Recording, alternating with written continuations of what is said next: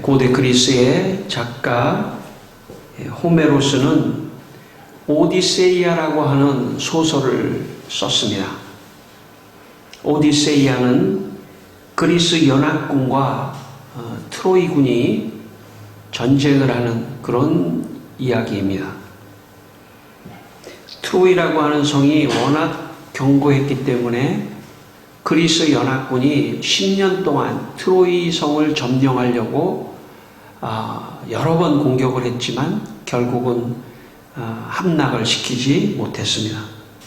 그러자 그리스 연합군의 오디세이아라고 하는 장군이 지혜를 하나 냈는데 그 지혜는 바로 목말을 만들어서 큰 말, 목말을 만들어서 나무로 만든 큰 말을 만들어서 그 안에 군인들을 숨겨놓고 그 목말을 트로이 성 앞에 갖다 놔야 되겠다. 그렇게 생각했던 것입니다. 그리고 그리스 연합군은 목말을 트로이 성 문 앞에 갖다 놓고 자기들 막사를 다 불지르고 배를 타고 이제 떠났습니다. 트로이 군이 보니까 이 그리스 연합군이 목말을 여기다 갖다 놓고 뭐 선물로 준 건지 뭐 포기하고 간 건지 모르겠지만 이 목말을 이 앞에 갖다 놓고 다 떠나는 걸 보면서 우리가 승리했나 보다 그렇게 생각하고 환호를 질렀습니다. 성문을 열고 보니까 큰 나무로 만든 목마가 그 앞에 있었습니다. 그래서 이 트로이 군이 그 목마를 성 안으로 끌고 들어갔습니다. 그리고 여러 토론 끝에 세 가지 결정을 하게 됐습니다. 세 가지 생각을 하게 됐는데 첫 번째 뭐냐면 이 속이 빈 목조물 목마를 무작위한 청동으로 박살을 내자. 두 번째 사람의 의견은 아니다. 벼랑 끝으로 끌고 가서 그 벼랑에서 밀어 던져서 바위에 박살이 나도록 그렇게 하자. 아니다. 세 번째 사람들은 신들을 기쁘게 하기 위해서 그대로 내버려 두는 것이 좋겠다. 이렇게 트로이 사람들이 의논을 했습니다. 결국 세 번째 이 목말을 그대로 신들에게 바치는 것으로 그대로 놔두자 하면서 트로이 군들이 너무나 자기들이 승리했다고 생각하고 밤새도록 축제를 하고 새벽에 다들 골아 떨어졌습니다. 그때 그 목마 안에 숨어 있었던 병사들이 문을 열고 나와서 잠을 자고 있는 모든 트로이 사람들을 다 죽이고 트로이 성을 함락했다고 하는 그런 소설입니다. 그리스 사람들은 지혜를 대단히 좋아했습니다.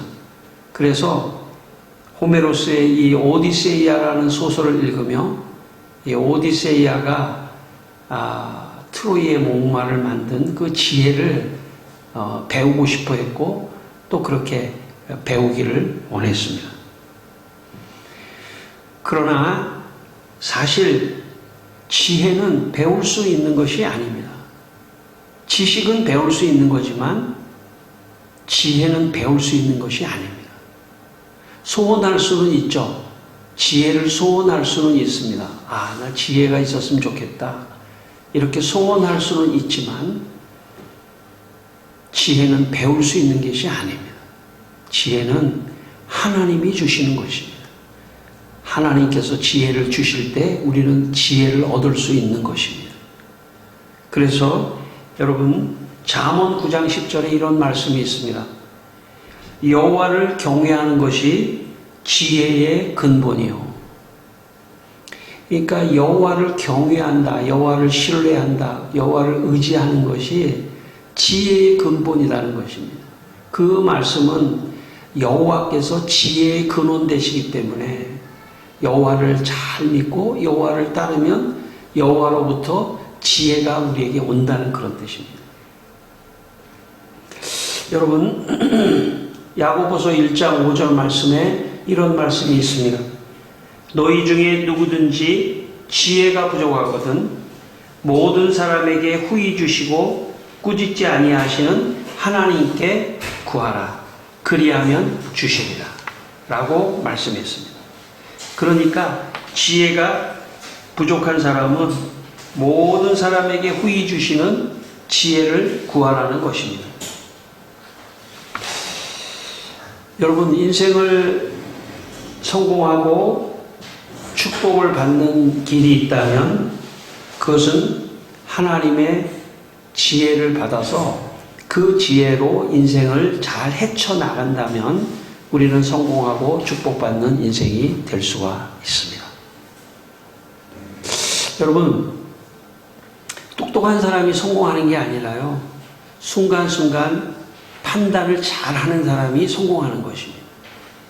근데 그 판단을 할 때는 뭐가 필요하냐면 지혜가 필요해요.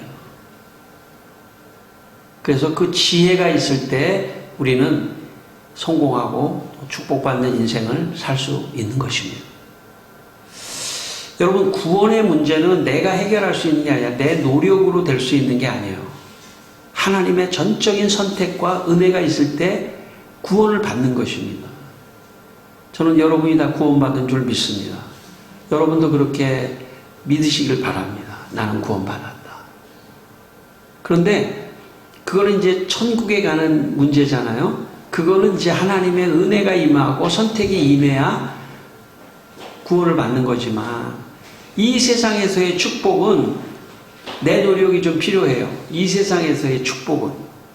근데 그 첫 번째 노력 중에 하나는 뭐냐면 하나님께 지혜를 구하는 거예요. 하나님 나한테 지혜를 주십시오. 그래서 그 지혜를 가지고 세상에서 열심히 살아가게 하여 주십시오. 여러분, 이 세상에서 사는데 게으른 사람이 어떻게 성공하겠어요? 게으른 사람은 성공할 수 없습니다. 열심히 사는 사람이죠. 근데 열심히만 산다고 해서 또 잘 되는 건 아니에요. 생각을 하고 지혜를 가지고 있어야지 되는 것입니다. 그래서 우리가 이 세상에서는 우리가 열심히 하나님을 구하고 찾아서 우리의 노력으로 열심히 찾고 노력해서 지혜를 구하고 기도하고 신앙에 열심을 내서 하나님이 참 기쁘게 생각하고 복을 저 사람에게 줘야겠다. 그런 마음이 하나님한테 들 수 있도록 우리가 하나님께 또 열심으로 나아갈 필요가 있습니다. 우리의 열심으로 구원을 받지는 않지만 우리의 열심과 우리의 신앙과 우리의 마음으로 하나님께 나아가면 하나님께서 우리에게 지혜를 주시고 축복을 주시는 것입니다. 저는 여러분에게 여러분이 이 세상에 사는 동안에도 성공하고 축복받게 되기를 축원합니다. 예.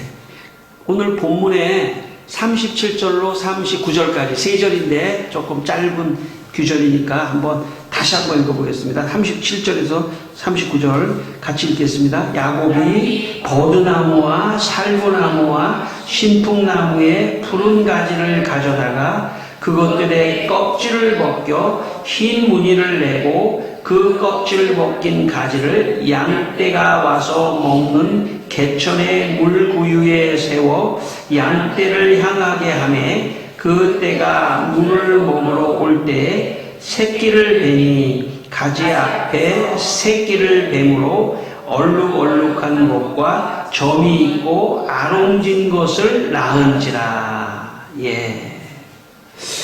오늘 이 본문은 야곱이라고 하는 사람이 피치 못해서 자기 집을 떠나 외삼촌 라반의 집에 가서 일을 하게 됐습니다. 그런데 열심히 일을 했는데도 외삼촌 라반이 품삯을 주지 않는 거예요. 10번이나 품삯을 준다고 약속을 했지만 10번을 다 어기고 변경을 하면서 품삯을 주지 않았습니다. 그때 야곱이 포기하지 않고 그때 야곱이 하나님께 지혜를 구해서 지혜를 가지고 이 외삼촌에게 품삯을 받아내야 되겠다 그렇게 생각한 것입니다. 어떤 지혜를 썼냐면 양들 중에 점이 있고 얼룩얼룩한 거는 다 자기한테 달라는 거예요. 근데 원래 양들 중에 얼룩얼룩하고 점이 있는 양은 거의 없어요. 아주 드문 경우예요. 그러니까 외삼촌 라반이 그래 그러면 그거 너 가져. 자신 있게 그렇게 말했죠. 왜냐하면 얼룩얼룩하고 점이 있는 거는 거의 없는 거예요. 양에게. 그런데 야곱이 어떤 지혜를 썼냐면 이 양들이 이 물을 먹으러 오는 그 물가에 나무들이 있었는데 예를 들어서 신풍나무, 살구나무, 버드나무 이런 나무가 있었는데 그 껍질을 벗겨가지고 양들이 물을 먹으면서 그 나무 껍질이 벗겨진 거를 보게 해서 아마 어떤 그런 민간의 어떤 지식이 있었는지 모르겠지만 어쨌든 그렇게 해서 양들이 그 물을 먹을 때 그 나무 껍질이 벗겨진 걸 보면서 먹게 하고 그러다가 이제 양들이 새끼를 베면 그러면 이제 점이 있는 것을 낳을 거라고 하는 그런 어떤 지혜가 그의 마음속에 들어왔습니다. 그래서 그렇게 외삼촌 집에 가서 양떼가 점 있는 것을 낳는 그런 것들을 이제 야곱이 하게 됐습니다. 제가 신학교를 다닐 때 그 채플 예배 시간이 늘 있거든요. 그 예배 시간에 어떤 목사님이 와서 간증을 하시는데 이렇게 간증을 하시더라고요. 자기가 어렸을 때 시골에 살았는데 시골에 이제 교회가 있는데 어려서 초등학교 때 친구들하고 다 교회를 갔는데 자기 아버지가 시골에서는 이제 일이 많이 있거든요. 일이 많이 있으니까 보통 때는 학교 다니니까 잘 일 못 시켰는데 주말이면 토요일이나 일요일 같은데 일을 많이 시켰다는 거예요. 특별히 일요일 날 이제 일을 많이 시켰다는 거예요. 그러다 보니까 일을 하니까는 교회를 못 가게 됐다는 거예요. 너무 마음이 참 교회를 가고 싶은데 교회를 못 가는 게 너무 마음이 불편해서 이제 하고 있었는데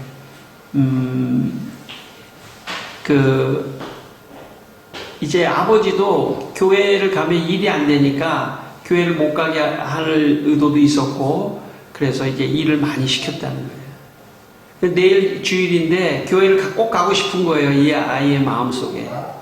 그런데 일을 또 아버지가 내일도 이만큼 일해서 나무를 많이 해놔라 이렇게 말씀하셨기 때문에 교회를 못 가는 상황이 됐어요. 토요일 날 밤에 하나님께 기도를 하는데 이런 지혜를 주시더래요. 야, 오늘 밤 새워서 나무를 해놓으면 내일 안 해도 되잖아. 그런 지혜를 주더래요. 그래서 아버지가 주무시고 몰래 초등학교 5, 6학년 정도 됐었는데 다 일어나가지고 산에 올라가서 말이죠. 깜깜하니까 막 그냥 나무를 하고 밤새 나무를 해서 나무를 많이 해놨다는 거예요. 그리고 아침 동이 텄는데 그 나무를 짊어지고 이제 내려오는 거를 아버지가 봤어요. 아버지가 봤는데 아버지가 깜짝 놀라시더래요.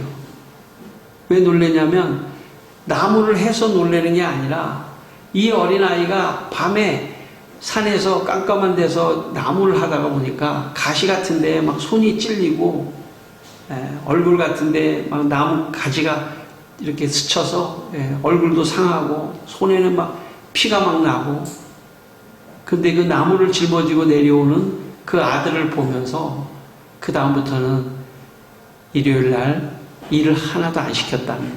그래서 자기가 어려서 교회에 열심히 다녔다 하는 그런 간증을 제가 들었습니다.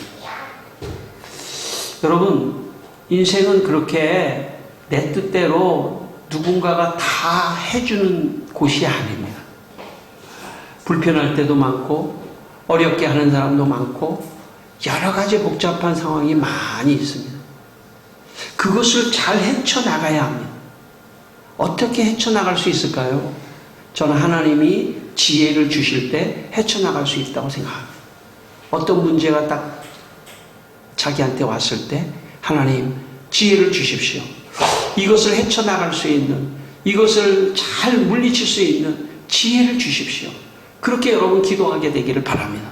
그러면 하나님께서 내가 생각하지 못한 어떤 지혜를 주셔서 그 상황을 극복해 갈 수 있는, 이게 신앙인입니다. 신앙인은 자기 생각으로 가는 사람들이 아니에요. 과거에는 자기 생각으로 자기의 미래를 계획하고 자기가 생각해서 나갔지만 이제 그리스도인들은 그것이 아니라 순간순간 하나님 앞에 지혜를 구하고 그 지혜를 통해서 그 어려운 상황을 극복해 나가는 그런 사람들이 그리스도인들입니다. 저를 포함해서 여러분 모두 날마다 하나님께 지혜를 구하게 되시기를 바랍니다. 야곱이 나무 껍질을 벗겨 양들에게 보여주어야겠다고 생각한 것은 야곱의 생각이 아니었습니다. 그것은 하나님이 야곱의 마음에 준 지혜였습니다.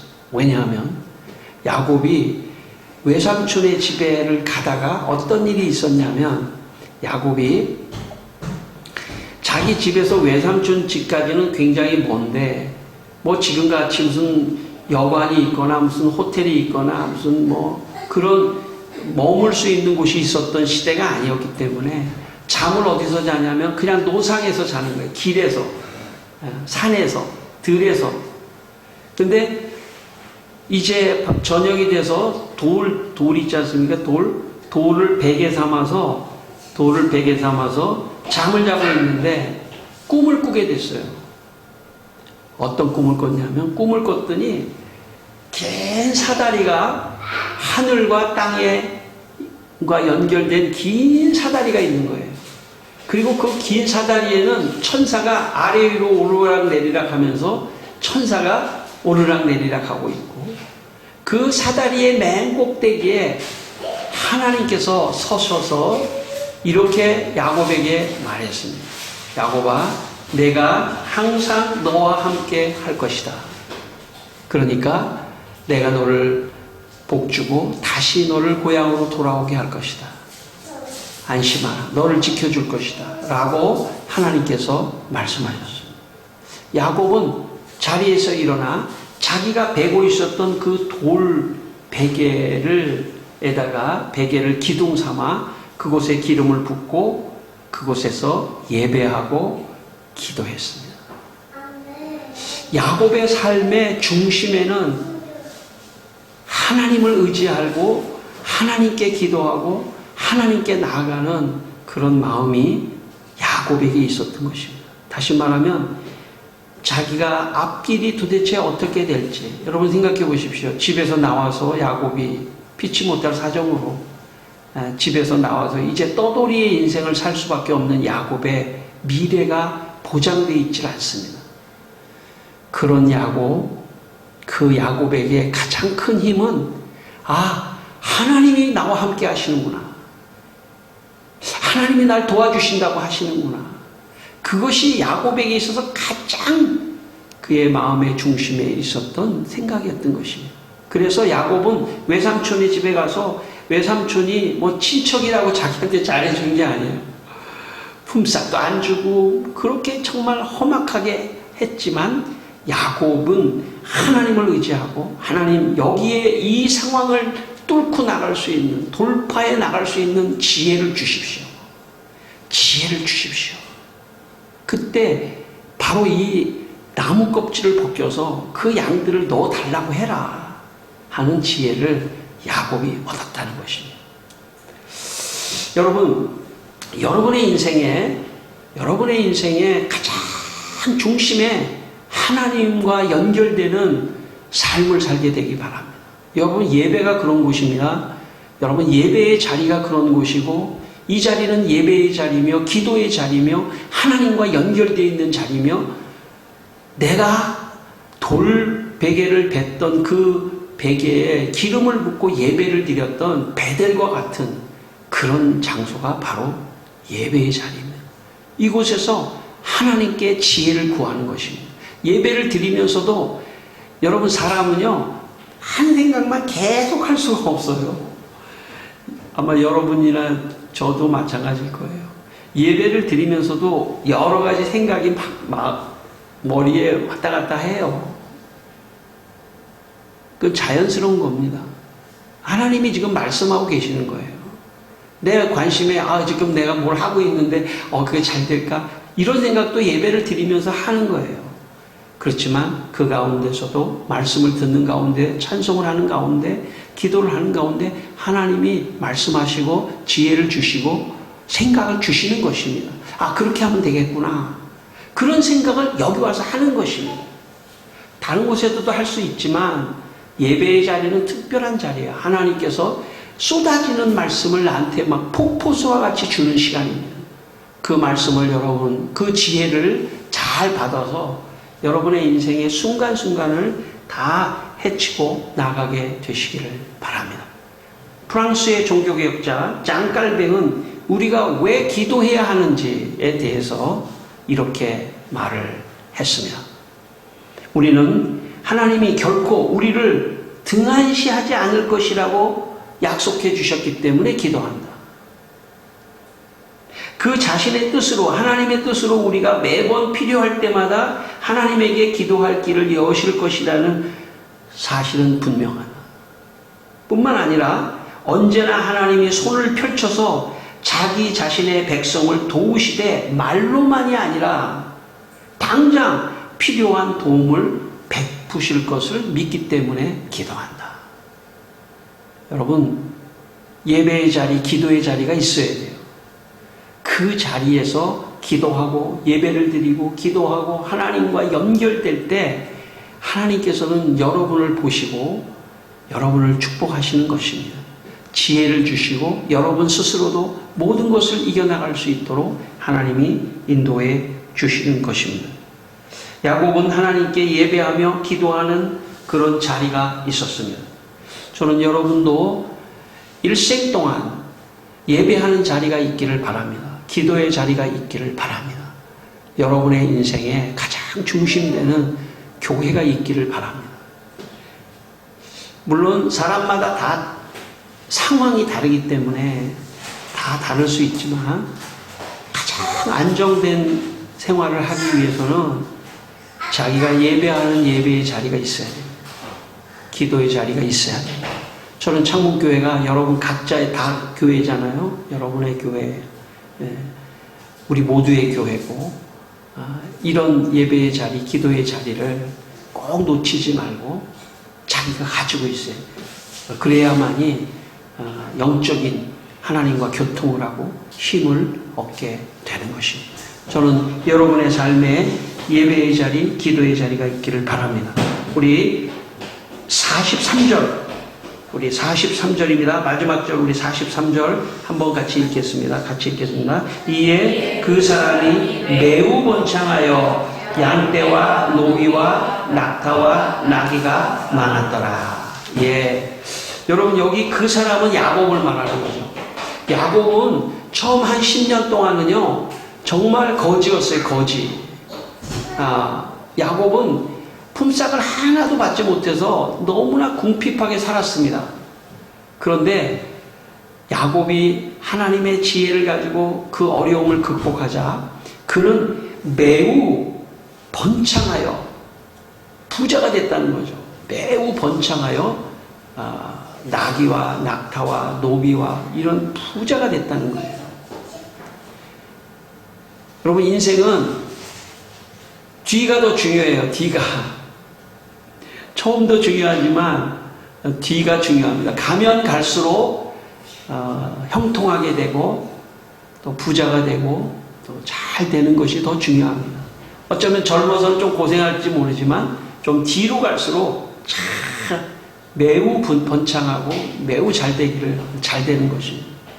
여러분 예수 믿는 사람은 첫째는 선택을 받아서 천국의 구원을 확보한 사람들이고 둘째는 이 세상에서도 성공해야 할 수 있는 사람들이에요. 왜냐하면 하나님이 도와주시기 때문에 여러분 그렇게 믿게 되기를 바랍니다. 하나님이 날 도와주시니까 우리 가정, 우리 자녀들은 잘 될 것이다. 성공할 것이다.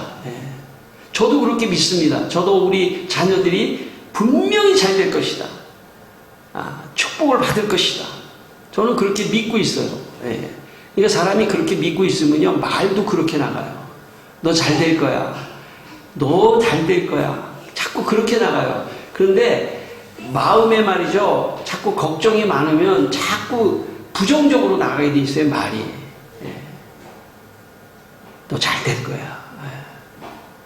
왜 그럴까요? 내가 하나님을 믿고 있기 때문에, 하나님이 내 아버지이시기 때문에 분명히 나를 축복하실 거야. 저 여러분 그렇게 지금 믿게 되기를 바랍니다. 여러분 축복 받을 거예요. 믿습니까, 여러분? 여러분 축복 받을 거예요. 다 자녀들, 여러분 각자 다 받을 거예요. 왜? 여러분이 잘 축복을 받아야 하나님의 영광이 드러나는 거예요. 하나님을 믿으니까 저렇게 좋은 사람이 되고 저렇게 망가지지 않는 사람이 되고 저렇게 멋진 사람이 되는구나 하는 걸 다른 사람이 보면서 도전을 받고 그게 전도인 것입니다. 그러므로 여러분 야곱이 잘 된 것처럼 여러분도 잘 되는 축복이 여러분에게 있기를 바랍니다. 20세기 초 세계 최고의 부자인 록펠러라고 하는 사람이 있었습니다. 그는 그의 어머니가 록펠러가 어렸을 때부터 너는 예배를 주일 성수를 잘해라. 예배도 맨 앞에서 예배를 잘 드려라. 또 11조 생활도 해라. 그랬는데 진짜 록펠러가 엄청나게 부자가 됐습니다. 그가 나중에 다른 사람한테 기부한 돈이 145조 원이래요. 145조 원. 그걸 다 기부했어요. 그러니 얼마나 돈이 많은 사람입니까? 그러니까 그 록펠러가 전 세계에 병원도 지어주고 학교도 짓고 도서관도 짓고 연구소도 짓고 교회도 어마어마하게 짓고, 여러분 시카고 대학이라고 미국의 유명한 대학이 있는데 그것도 록펠러가 진 거예요. 만든 거예요. 놀라운 일을 엄청나게 했죠. 그런데 그 록펠러의 과거의 이야기가 있습니다. 그는 원래 탄광을 했던 그런 탄광 사업을 했던 사람입니다. 록펠러가 탄광의 사업을 했는데 광부들이 아무리 땅을 파도 석탄이 나오지 않는 거예요. 그래서 광부들이 임금을 못 받으니까 화가 났어요. 그래서 록펠러를 그 탄광 안에다 가둬놓고 임금을 달라고 막 그렇게 했습니다. 참 록펠러도 처음 사업을 시작할 때 너무나 당황스럽죠. 왜냐면 잘 안 되니까. 탄광 안에서 록펠러는 어려서 가졌던 신앙이 있기 때문에 그는 그곳에 무릎을 꿇고 기도를 하기 시작했습니다. 한참 기도를 하는데 잠깐 졸았는지 비몽사몽간에 어떤 큰 손이 록펠러를 탁 안하다가 어디로 싹 데리고 가더래요. 자기도 모르는데. 근데 어디 가서 데리고 가는데 그쪽에 가서 딱 눈을 떠보니까 자기가 그 탄광의 한 모서리에 가서 기도를 하고 있더라는 거예요. 근데 마음에 이런 음성이 들리더래요. 록펠러에게. 이 땅을 계속 파보라. 그래서 록펠러가 거기서 기도를 했던 그 자리를 파야 되겠다고 생각해서 광부들한테 나갔습니다. 자기를 가둬놨으니까 광부들한테 나한테 한 번만 더 기회를 달라. 광부 몇 사람이 들어와서 내가 지금 기도하는 이 기도의 자리를 파봐라. 근데 진짜 광부 몇 사람이 들어와가지고 거기를 파기 시작했습니다. 록펠러와 광부들은 거기 석탄이 있겠지 생각하고 석탄이 있나 보다 생각하고 거기를 파기 시작했습니다. 그런데 웬걸 거기서 석탄이 나오는 게 아니라 검은 물이 확 쏟아져 나왔습니다. 석유였습니다. 석유. 그래서 록펠러는 일약 세계적인 부자가 되는 역사가 록펠러에게 일어났습니다. 제가 말씀드리려고 하는 것은 지혜입니다. 하나님이 주시는 거예요. 인생의 역사 속에 하나님이 그런 지혜를 주실 때 하나님께서 놀라운 역사를 일으켜 주시는 것입니다. 저는 이 시간 예배를 드리는 우리 모두에게 하나님께서 지혜를 주시기를 축원합니다. 우리 모두에게 지혜를 주십시오. 늘 그렇게 구하시기를 바랍니다. 빌립보 4장 6절에 아무것도 염려하지 말고 다만 모든 일에 기도와 간구로 너희 구할 것을 감사함으로 하나님께 아뢰라. 아무것도 염려하지 마세요. 우리 자녀들에 대해서도 아무 염려하지 마세요. 내가 기도하고 구하면 하나님이 축복해 주실 것이다. 그리고 그 아이들을 위해서 늘 축복 기도만 해주세요. 부모님이 자녀들의 머리에 손 얹고 기도해주고, 부부가 서로 축복하고, 서로 축복하면서 우린 잘 될 거야, 우리 하나님께 영광을 돌리자, 우리 잘 되자 하면서 나아가게 되시기를 바랍니다. 마지막 제가 간증을 하나 하고 마치겠습니다. 제가 아주 오래전에 미국 시카고에서 세미나가 있어가지고 미국의 그 세미나에 참석한 적이 있습니다. 비행기에서부터 먹기 시작한 음식이 이 미국 비행기를 탔는지 정확하게 생각이 안 나는데 계속 양식만 먹은 거예요. 양식만 계속 한 일주일째 먹으니까요, 도저히 견디질 못하겠더라고요. 이 막 니글니글한 게 막 어쩔 줄 모르겠더라고요. 뭐 세미나는 눈에 들어오지도 않고 그냥 지금 다음 밥 먹을 음식 먹을 걱정이 생기더라고요. 어휴, 정말 또 어떻게 먹어. 근데 제가 어려서 같이 살았던, 교회 생활을 했던, 중고등학교 때 생활했던 친구가 시카고에서 살고 있었는데 연락이 왔어요. 제가 그 세미나에 이제 참석하는 걸 알고 자기 집에 가서 저녁을 한 끼 대접하겠다는 거예요. 이야, 그래가지고 세미나 하는데 걔가 왔어요. 퇴근을 하고. 그래서 이제 걔 차를 타고 집에 가는데 난 걔가 얘기를 하는데 얘기가 하나도 안 들리더라고요. 냉장고만 생각이 나더라고요. 냉장고. 그 집에 가면 냉장고에 반드시 김치가 있을 거야. 한국 사람이니까. 진짜 집에 도착했어요. 집에 도착해가지고 그 사모님도 좀 아는 사람이지만 막 문을 내가 말이죠, 막 열고 들어가가지고 냉장고를 내가 제일 먼저 열었어요. 김치가 있는지. 마침 김치가 있더라고. 김치 한 통이. 그래서 김치 한 통을 내가 꺼내가지고 앉은 자리에서 김치 한 통을 다 먹었어요, 제가. 그랬더니 그동안에 니글니글했던 속이 다 풀리고 그때 이제 정신이 딱 들더라고요. 나는 정말 거의 미친 사람처럼 김치를 먹었습니다.